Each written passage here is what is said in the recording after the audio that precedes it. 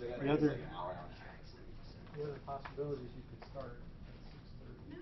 No, okay.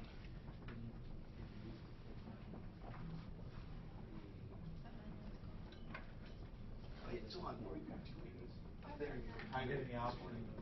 6:30 to 6:30 to 8. Or 7:30 to 8:30. You started this. Be in that first bunch. I decided after I was done, I decided that I could totally go. Then you don't wind up with it. Okay, thank you. I woke up at like 8:45, and I was like, it took me to like figure out whether or not it was actually because I just got hungry to end Were you time. up on the top of The whole time I was like 9:05, 10:40. Obviously. No, like working. So I. Oh, really? Yeah. Doing what? Huh? Doing what? We had a point to the project. Everybody pick up a copy of the swoosh. We just finished soldering some wires for the One of the labs. The next one we were on the This is an innovation paper. You have the problem. It's multimodal. That's good enough.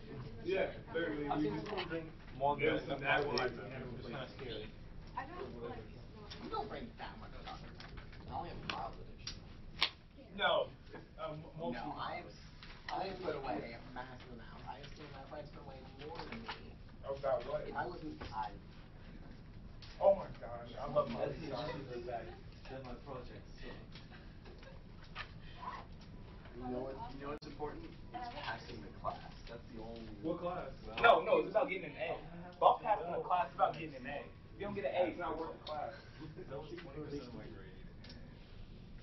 I don't I think was surprised. Oh, I had a problem with that Q exam. I cannot remember my first name. I was like, which exam? I was like, first name. Who needs a first name?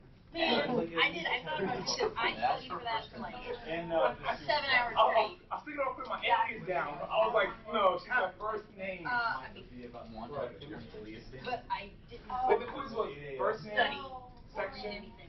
and what'd you go for as a Halloween? What's your favorite thing? And I was like, I already knew my favorite Halloween. I knew the section instead of my name. Halloween? Wait, we have to show Halloween. Okay, there's an exam tomorrow night, and there are 2 time slots. They're both in Kindred 101. There are 2 time slots. You can go from 6:30 to 8, in which case you need to show up a few minutes before 6:30, right, in the room there. And he'll seat you over on one side of the room, and then the second bunch will overlap 7 to 8:30. Okay? And if that doesn't work, I really need to know soon. Yes, sir. What are you going to be for Halloween? I'm going to be handing out candy. I'm going to be the guy who's handing out candy. What kind of a costume is that? Put a name tag on with a different name. Hey, you got it. We're gonna start a Put a rivalry. name tag on with it. Hey, the cool side. We're gonna make the cool side and the dark side. Be a paramedic. The cool side and the dark side. The dark side's when it starts early. The cool side's when it starts late. You know. We might not have as much leftover candy this year because I usually bring my leftover candy, get it out of the house, bring it into my students. This is the lady who wouldn't take my candy. I just like yes, I know you would. You like the encouragement. I do. Feel nice. I don't want your handouts, but I like to know that you're trying to be nice. You're not very giving with positive verbal or written encouragement. Nice. Most of it's like, you should already know this. You seem to be struggling here. Exclamation points. I guess candy is sweeter than not. A little bit. Okay, so Mr. Vestal is going to show you the interactive physics demonstration. That's for this chapter, the simple harmonic oscillator. So bad, dude. Yeah, no. Oh. I'm perfect. That's the here we go. Okay. All right.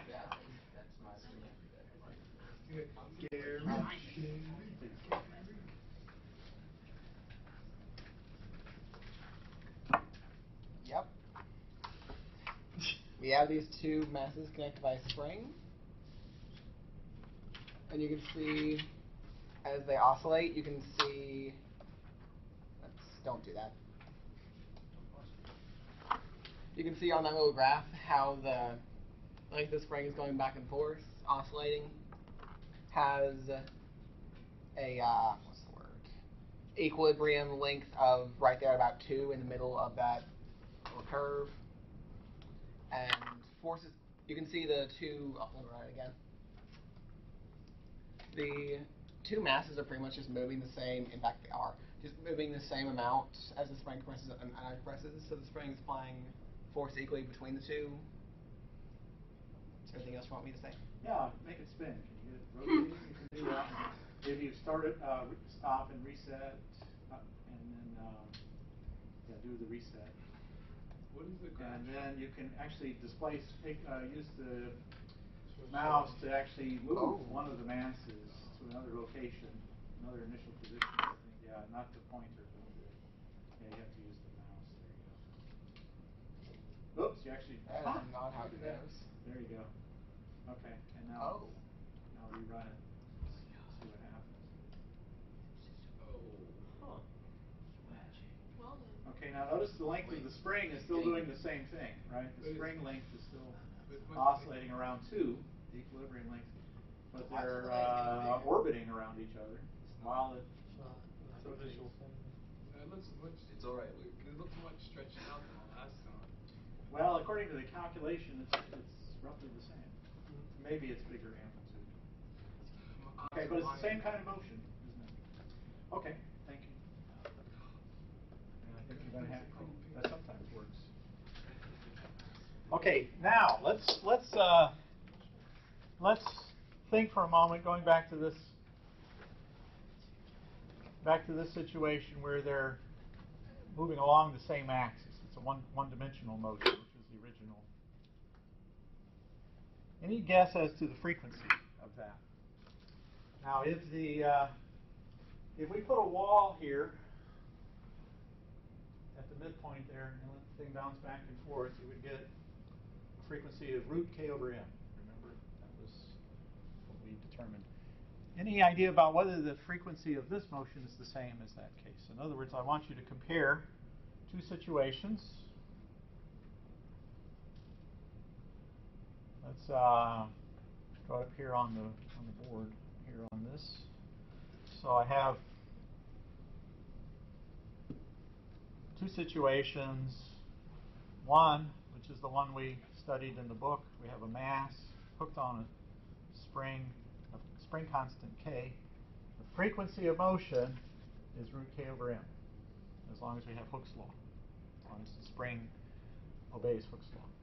Now we have a situation where we have two masses moving together, hooked together by the same spring, or by a spring.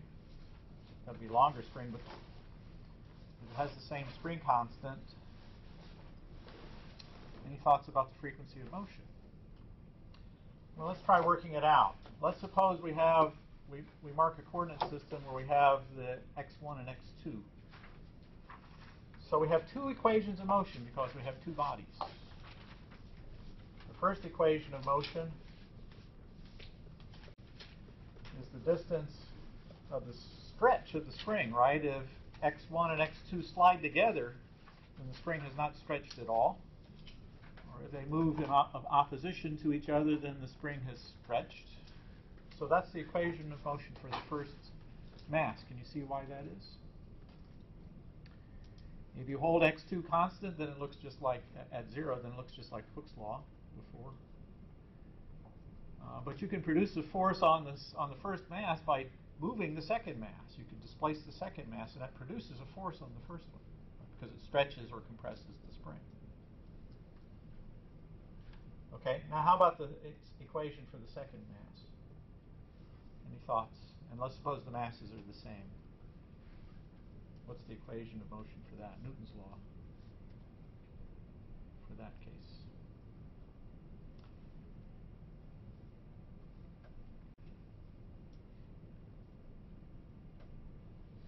Negative k x1 plus x2. So he wants to put negative k, Mr. Averitt wants to put negative k times x1 plus x2.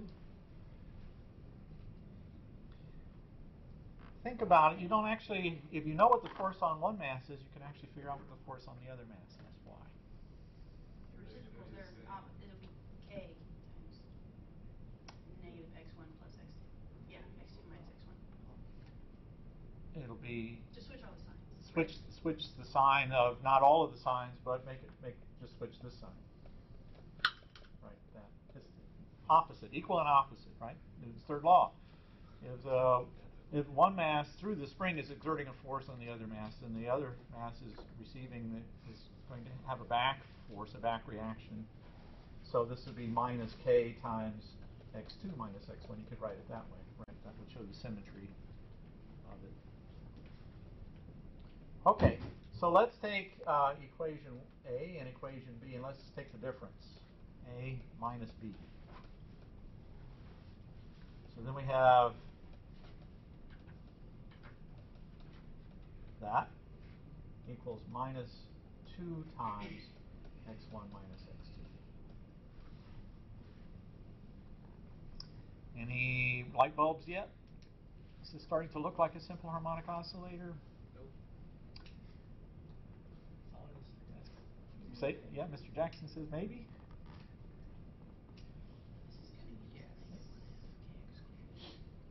Well, what if we define a variable which is x1 minus x2? Okay, there we go. That makes a lot more sense. Then the left-hand side is mu double dot, and the right-hand side is minus 2 times k times u. Is that a simple harmonic oscillator, an equation for a simple harmonic oscillator? Yes, right. Anytime you see some variable double dot on the left-hand side and proportional to that variable on the right-hand side, what is the frequency of this oscillator? Let's review. Going back up here, the equation of motion here was mx double dot is minus kx, and we get there that the frequency is root k over m. Is it the same? So it'd be square root of 2k over 2m. Why 2m? Because it... Okay, all right. You just read it off, right? U double dot is something here, minus something squared times u, and the something is omega. So in other words, let's write it this way. This is minus omega squared here. Omega would then have to be root 2k over m. So the frequency is not the same as it would be for the single mass. Wait, how'd you get 2k over m? Yeah. So I go back, I write the equations of motion for two bodies, and then I combine them into a single equation for that one variable, which is the x1 minus x2. It looks like a simple harmonic oscillator, and the frequency of that motion has a 2k in it. So you don't have to take into account both the masses? Or? Well, you have in a way, but you've come by starting off this way, right? This is certainly starting off with both masses. I have the governing equation for both, and I combine them. Oh yeah, and so you that factored it. Okay, yeah, I got you now.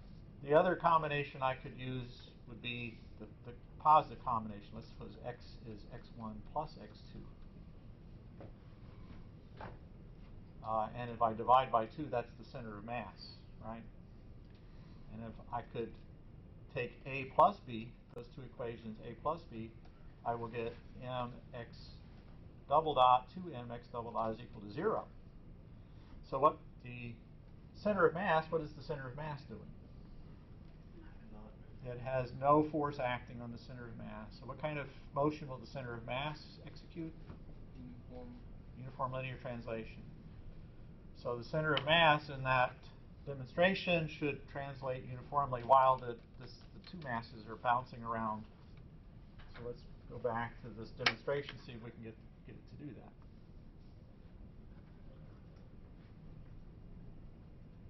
Hello. Oh, that's because I need to do this. There we go. Okay, so I want to try to get it to. They both have the same initial velocity or something. Can I change that? Can I get these? I want to see if I can get them moving in opposite in some kind of. If I can change that velocity. Ah, there we go. Look at that.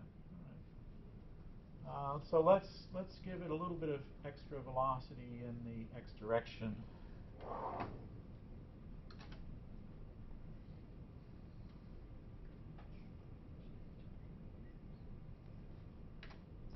Okay. And now let's run and see what we get. Okay. Now you can see the oscillatory motion and the center of mass is just translating uniformly. This is in 2 dimensions, though. We haven't really done the 2-dimensional problem. Let's set it back up here. We're doing this in 1 dimension here. One of them is moving faster than the other. Let's try this. There we go. That's what I wanted to see. So almost, it's not quite 1-dimensional. I got them not quite lined up correctly, but you can see the center of mass is drifting to the right, and the 2 masses are oscillating. And the motion of the center of mass is a uniform linear translation, but then you've got this internal motion going on. So the center of mass is moving in a simple way, but these things are doing that while it's translating. So let's go back and see how, remind us how we got to this. We have an equation here, a pair of equations here that demonstrate, that govern the motion of the individual bodies, and we combine those equations in 2 ways. One of them was to subtract them, and the other is to add them. When we subtract them, we get something that looks like a simple harmonic oscillator. Oh, looks like a simple harmonic oscillator. And when we add them, we get an equation that looks like a uniform linear translation. Is that x you said? Capital X is the center of mass. Okay, but now the frequency, though, notice the frequency here is not the same as we had in the previous problem. There's a factor of 2 there. Anybody understand why that might be? Why there might be a factor of 2? Well, consider this. Let's look at the motion where, let's put the center of mass at rest, and these 2 masses are doing this.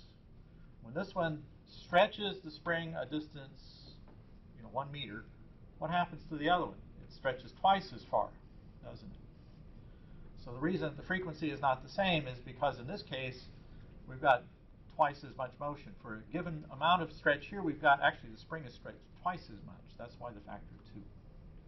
So the frequency will be higher than if we had a wall here with the mass hooked on the end of the spring and it's bouncing like that. Because the spring only stretches 1 meter in this case. In this case, the spring is stretching twice. You had 3 of them. Yeah, so that's junior level mechanics. Called coupled oscillators. When you get to the junior level, 321 is the course number, and 322, you'll do coupled oscillators. You'll put 3 of them in a line with springs between them, or 100 of them in a line with springs between them, and you'll figure out what kind of motion there is for these things that are coupled oscillators. You'll put them in a triangle and watch them, put them in a square. So you'll investigate, those are called normal modes of the solution. And then in fact you can even take this to the limit of making the masses smaller and many more masses and get to the limit of a string. So you're considering the vibration of a string. So you can do a guitar string or something. That will come in the junior level mechanics. It's all based on this kind of stuff, the bodies. Equations start off looking like Hooke's law, and you're just taking combinations of them to determine the motion of the system as a whole. Okay, so this is a really simple case of just 2 bodies. So that's a preview leading you on to that. Let's see now. We did some worksheets on the simple harmonic oscillator, and you should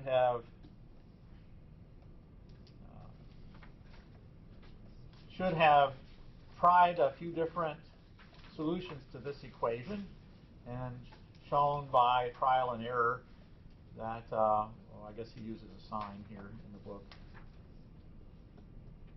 that this, for example, is a solution to the differential equation where if that frequency is in fact square root of k over m. Okay. And you should have shown that the total energy is a constant, sum of kinetic plus potential. So if x of t is given like there, then x dot will be like this. I think you did a little bit more specific solution, but I'm going to show you, demonstrate the more general solution. So the kinetic energy then is 1/2 m x dot squared.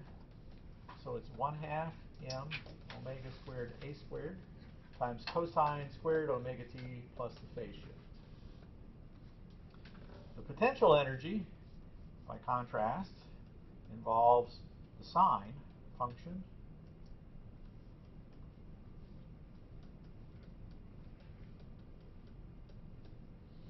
and so the potential energy has a maximum when the kinetic energy has a minimum. The kinetic energy has a maximum when the potential energy has a minimum. When you're plotting the cosine squared, so let me plot here for you the cosine of kx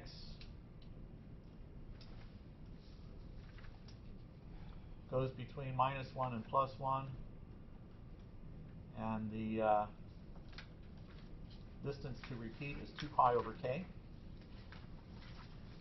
So now if I square the cosine, I want to plot cos squared kx. What does that look like? Well, it comes down like this, goes to 0, goes back up here to a maximum, goes back to 0, goes back up to a maximum. And this should be all the way up to 1. So this is cos squared kx. Right? You square the cosine and plot that, you get that function. It looks like that. It's always positive. That is, it's non-negative. It doesn't go negative. Touches the x-axis, does go to 0. Has 2 maxima. One at pi over k, and then again at 2 pi over k. Okay. And the sine function is shifted relative to the cosine function. Looks the same, it's just shifted over. So the cosine squared and the sine squared look like they complement each other. And in fact, if I add the cosine squared plus the sine squared, let's add the kinetic and potential energies. All right.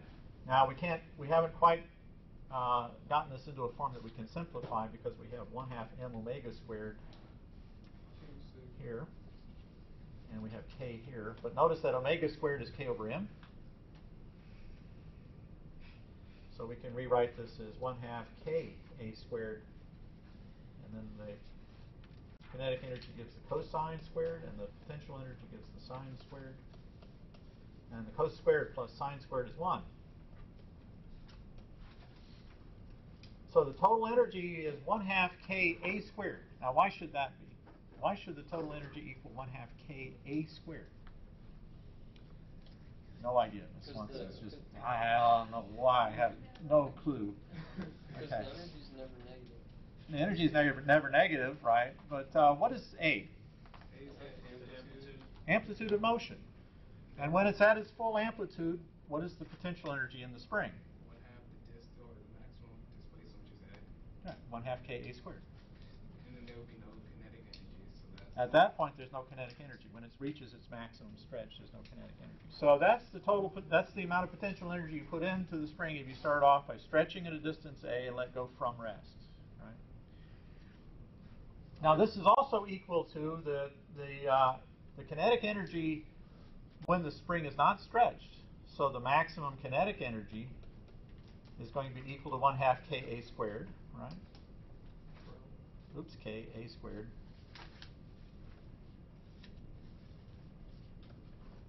And that's equal to the 1/2 mv squared, where this is the maximum speed. So what is its maximum speed? It's going to be a times the square root of k over m, or omega a. That would be its maximum speed, which you can get by looking at the x dot here. Here is x dot. The maximum value of x dot would be when the cosine is 1 or -1. So then the maximum speed is omega a.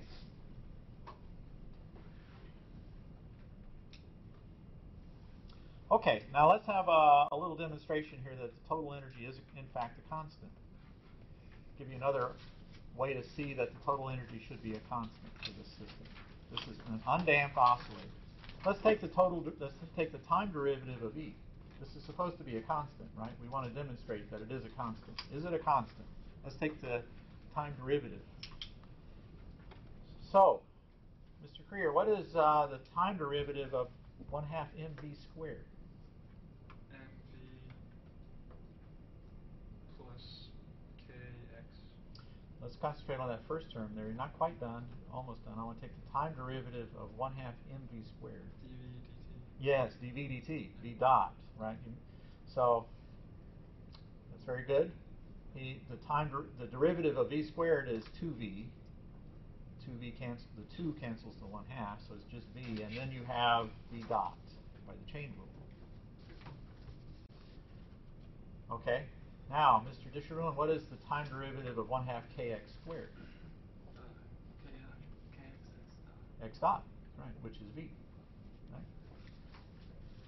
Very good. Now, there's a common factor here of v. Let's pull out that common factor, and let's look at this expression here, mx dot plus kx. Mr. Covington, any thoughts about that? mv dot plus kx.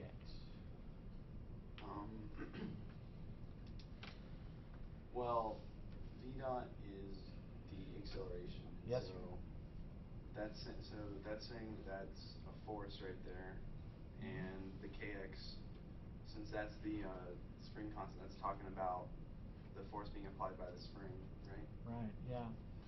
So remember, the acceleration is not a force, but it is governed by the force. So what is Newton's equation for the simple harmonic oscillator? Negative kx, or ma double dot. Mx double dot is minus kx, or mv dot is minus kx. Right. And so if we substitute that back in here, that's 0. E dot is 0.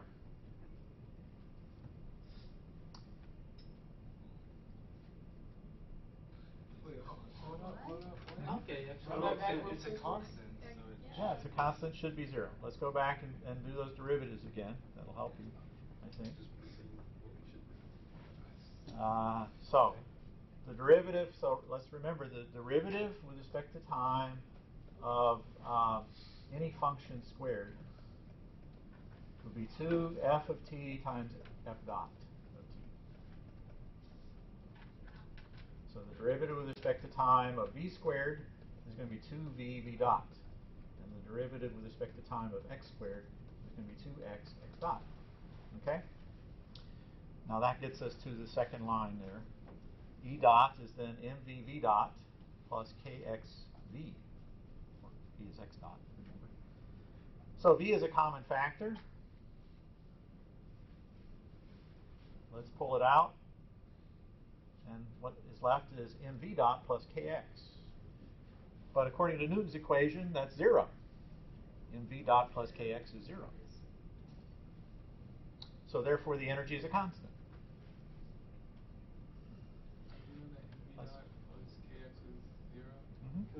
You could rewrite Newton's equation in that form, mv dot plus kx equals 0. Right? You could rewrite Newton's equation. Kx is what ends up inside the parentheses. Substitute. Right. Ma plus kx. Ma plus subtracting the force. Ma minus the force. In fact, this is quite general. You can do the same demonstration. If I have any potential energy, I have 1/2 kinetic energy plus any potential energy, V of x, some potential energy. And let's do E dot, mv v dot plus, and v, this is now the derivative of the potential with respect to x times x dot, using the chain rule again. Factoring out x dot is the velocity, so let's factor out the velocity, mv dot plus v prime of x. But you remember what the force is? The force is negative v prime of x. And so Newton's equation is going to be mv dot is minus v prime of x. This v is the potential energy. Big V. Put that on there. Okay, so according to Newton's law, that's 0. So the energy, the total energy is a constant.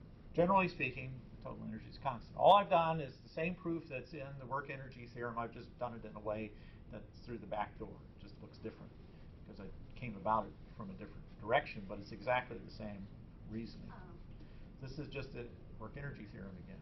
What do you mean by, I understand what you're doing by all this, but what do you mean by Newton's equation? Newton's second law. Okay, all right, so like Ma equals F. All right, with the forces, okay. Yeah. Once we have the force, in this case, in the previous one here, this is a simple harmonic oscillator. We have Hooke's law, and the potential energy for Hooke's law is 1/2 kx squared. This is just a more general case where I have any potential energy for a conservative force. Then the total energy using that potential energy is conserved. It just shows you conservation of energy again, which is what the work energy theorem is about. It's just I've done it in a different way.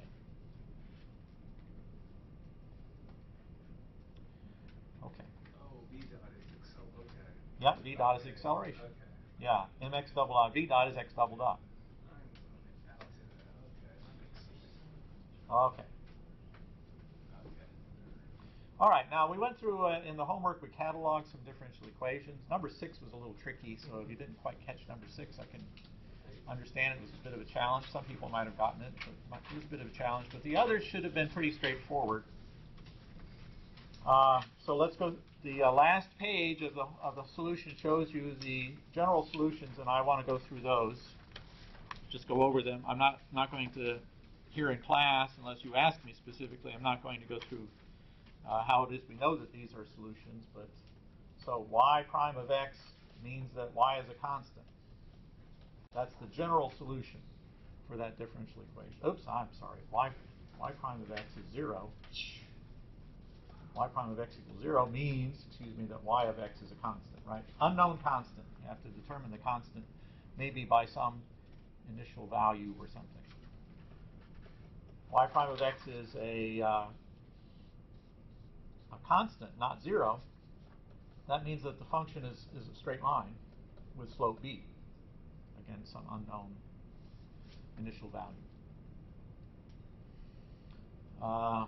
This one was a little trickier, but you should have been able, with the hints, I gave you some different possibilities. The general solution for this, I didn't even give you the most general solution for this is C naught e to the minus bx. You didn't try the C naught in front, but that would be the most general solution. You might have discerned that the third guess I gave you is going to work. Now let's look at this one. I just want you to understand this exactly. Let's try this. Let's check this out. If I take the derivative here, and now I put the derivative on the left side, and I put the function on the right side, in fact, it's a solution. So that would be a check. Okay. So number 5 and number 6, number 5 is second derivative of x is a constant. Well, that should, for you, ring a bell. It's a quadratic function where the curvature is b is the constant curvature. So it's a parabola. A curve with constant curvature is a parabola. And the very last one, number 7, should look like the simple harmonic oscillator. Do you recognize the simple harmonic oscillator? It looks different, doesn't it? Because it's not time derivatives. It's not position versus time. It's y versus x, but it has the same mathematical form. It's the second derivative. The second derivative is proportional to the function itself. Okay? And so if you try, for example, let's try this.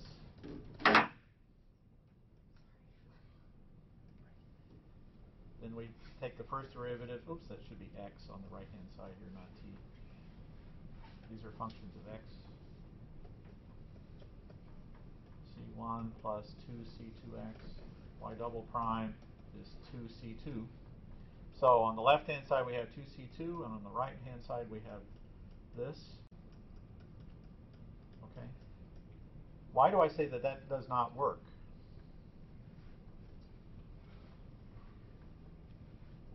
Because you have to have a solution. Sorry, Mr. Flanagan, go ahead. Because on the right you have variables. Yes. Yeah, and you don't on the left. In other words, this has to be true for all values of x. And there's no way that a constant can be equal to all the right-hand side for all values of x unless C1 and C2 are both 0. That would be the only case where you could do that. Okay. But then if C1 and C2 are both 0, then the left-hand side is 0, which would mean that C0 is also 0. It means you got nothing. It's a null solution. Everybody's 0. Okay. So the point here is that it must satisfy for all values of x.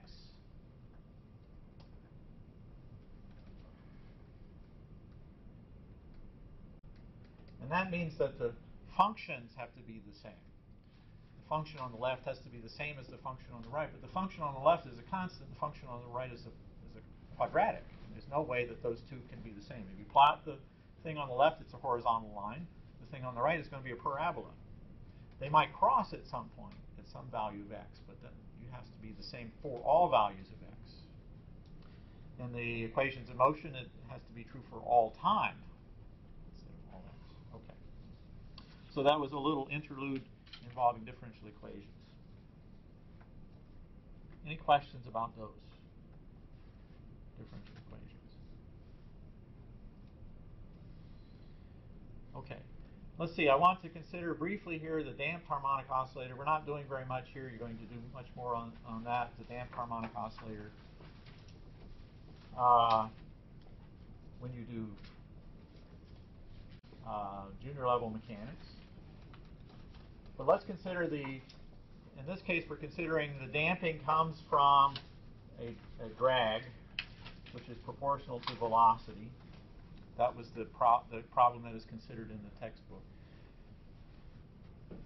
So let's go back to, let's rewrite it as we were doing before. Remember, this combination was 0 before. Mx double dot plus Kx was 0 before. Let's try the energy again.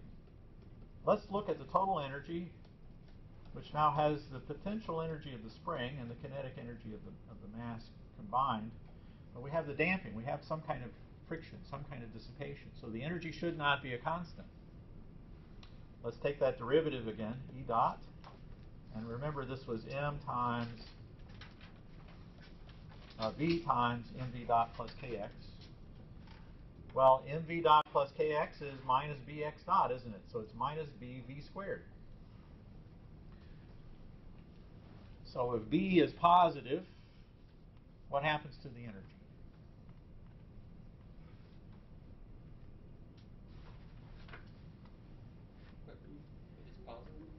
If b is positive, yes, b is positive. Energy is always lost.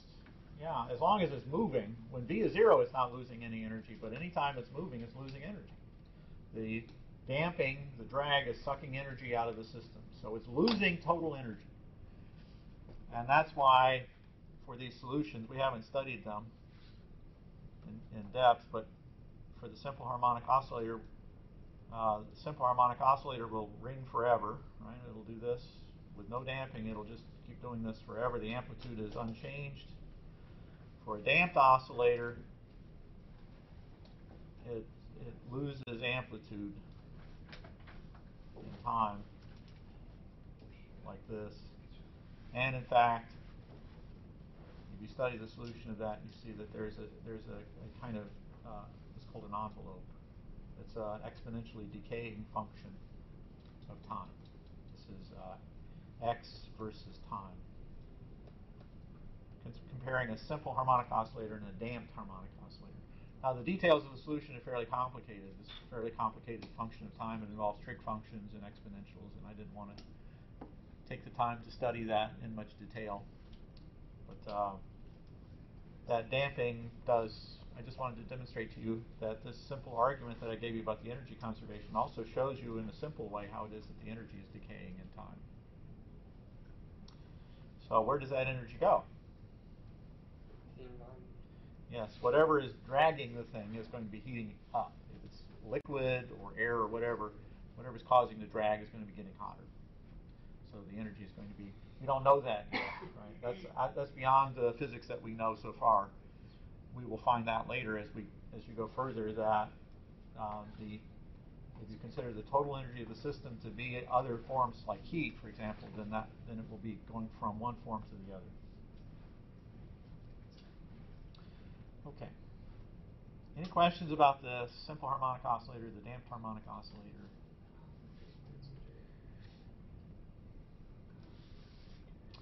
Okay, so the next chapter, we don't spend long on chapter 6. The next chapter is rotational motion. You have no homework due on Friday. So we're going to be doing a little bit of lecture now for 10 minutes, and then on Friday I'm going to be giving you some lecture. Your first homework is due for chapter 7 on Monday. So you'll have a bit of a break after the exam. Not long, but you'll have a little bit. Wait, when's the next exam after this one? When's the next exam after this one? Oh, did you say, No. sorry, what did you say? You have no homework due Friday. Okay. No homework due Friday. That's like a good. I got scared for a second because I thought you said there's another exam next week. No, there is homework due on Monday. Your next homework is due Monday. I'm going to do like Sunday night. Homework number 1 for chapter 7 is due Monday. Okay. Now, we're going to start, remember this process of abstraction and then the opposite. What is the opposite of becoming abstract? Ms. Shaven. It's the opposite of abstract. In a way, that's true. But the common language would say there's another word that most people would think of as the opposite of abstract.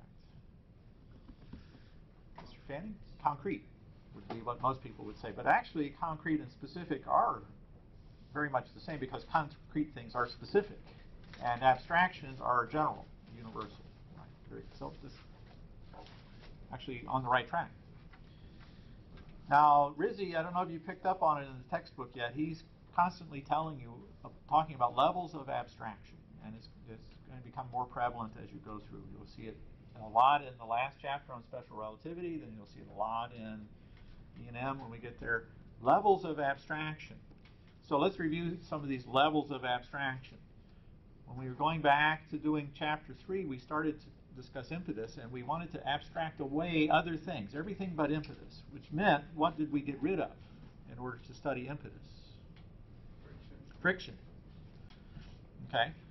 But at some point, we changed the level of abstraction. We became more concrete. We put in something which was real, which is friction, in chapter 5. Right? We did kinetic and static friction in chapter 5. We also did drag here briefly, just very briefly, for the simple harmonic oscillator. We did that just a little bit in chapter 4 and on the simple harmonic oscillator. So we've been introduced to friction in a couple of different ways.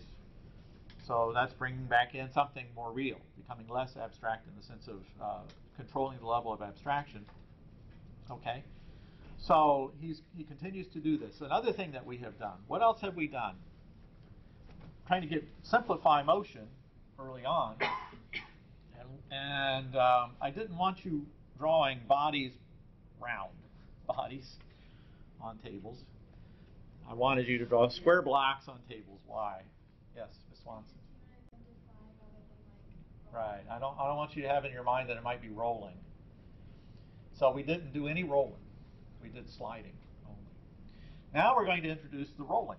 We're going back and we're going to consider the rolling motion. So again, controlling the level of abstraction. Real things can roll, right? They can spin. But we don't want to make it too complicated. If we've got this kind of thing, this is not a very easy thing to describe. It's floppy and this kind of stuff is too complicated, right? We want something that's glued together, sticks together, like glue all the pages together, and it moves as a rigid unit.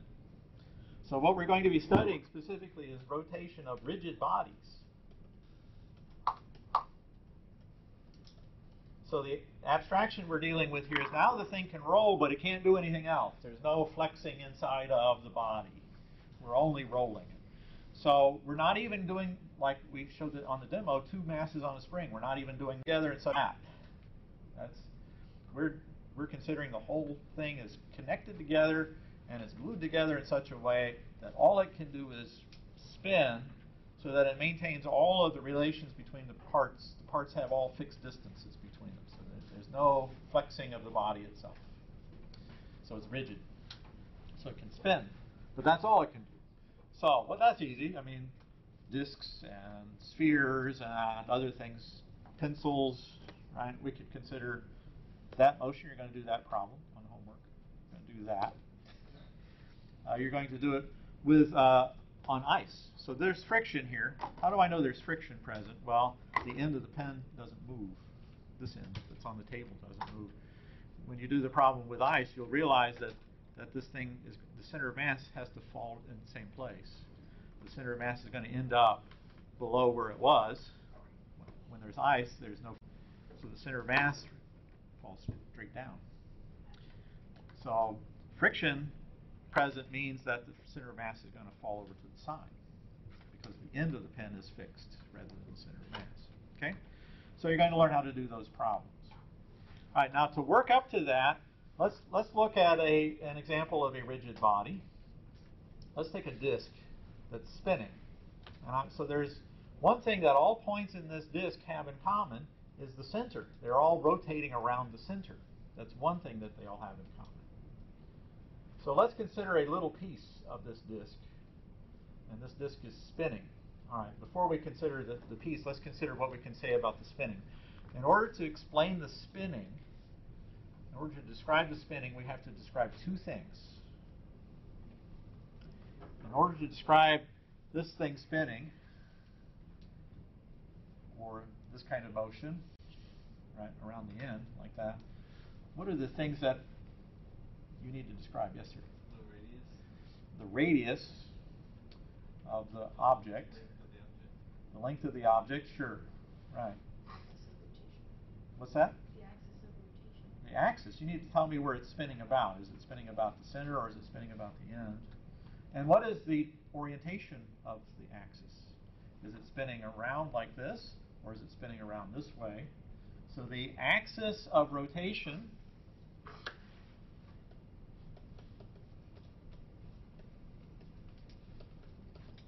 is a direction. It's a direction of something. What is it? Well, this disk that's spinning, where is the axis of rotation? If I have a disk that's spinning like a turntable, it's coming out of the board. That's a direction, right? It's the normal to the plane, in this case for the disk. But I could spin the disk around another axis, couldn't I? I could take the disk and spin it this way, like that, like a coin. You spin a coin on the table. Okay, then the axis would be like this. It would be through the diameter of the disk, rather than along the axis of the disk, the normal to the disk. So I can have different axes of rotation that differ by direction. Okay, so an axis of rotation is a direction. Now what else can I describe? So I give you the axis of rotation, and now I started spinning, but not all spins are the same, even though they may have the same axis of rotation. Force, but what's that? Mr. Flanagan? Frequency, yeah, the rate of spin. How long it takes it to spin around. The period of motion, or the inverse of that, is the frequency. Okay, so the period of motion is how long it takes it for it to spin one time around. If we put a little marker on the disk, we can see that the mark is going around one time. And the frequency of that is, as you will see here, 2 pi over tau. That's the frequency of motion. So tau, omega, is the other thing that describes the motion, the rate of rotation. Omega is the rate of rotation. We'll see this omega a little bit more here. It'll become clearer to you. So omega is 2 pi over the period. So I have a direction and a magnitude. I can make a vector out of this, omega vector. An axis and a rate of rotation. If you think about it, all parts inside that disk share this rotation, don't they? They're all parts of a rigid body. So let's take this piece that's right here, this little red piece, this little piece here, this little green piece here. Is it red or green? I'm calling Yeah, some of you may not see the difference. Okay, now it's at some radius from the origin, but how long does it take to go around? Same amount of time as everything else. Yeah, everybody has the same period of motion, right? If I have a little piece right here, how long does that take to go around? It's the same. Same period of motion. They all share in this frequency of motion. And then they all have the same axis of rotation. Yeah, they're all rotating around the same axis. So omega describes the rigid body. And it describes its rotation. It describes what all parts are doing in a summary form. Okay, now let's consider that little piece there. Let's go back and consider we have a piece here which is moving. So we have a center of rotation and we have a distance r. And we have a little piece of the body is moving here. And it takes, how far does it travel? Around, what's the distance when it travels in a period tau? How far does it travel? The distance it travels? 2 pi r. So what is its speed? 2 pi r over tau, or omega r, right? 2 pi over tau is omega. What is the dimensionality of omega? It's inverse time. It's a rate of rotation. So the speed of that piece is omega r. Another piece which is halfway closer to the center would have how much velocity? Omega r over 2. Right. The speed of each piece is in proportion to the distance from the center. How much kinetic energy does this piece have? If it has mass m, it's 1/2 m r squared omega squared. Whereas this one would have a different r. Let's say r prime or something. Different. So this distance is r prime, different r. So the kinetic energy that each piece has, how much it shares of the kinetic energy of the whole, is in proportion to the square of the distance from the origin. So those pieces that are farther out are going to have a lot more kinetic energy. They're going to have 4 times as much kinetic energy as the pieces that are halfway in. So when this body is spinning, the part right at the center doesn't have any kinetic energy because it's not really moving, it's just twisting. But there is this kinetic energy is very appreciable for the mass that's far away. The farther it is away from the center, the more kinetic energy it has. That makes sense. Good. Okay.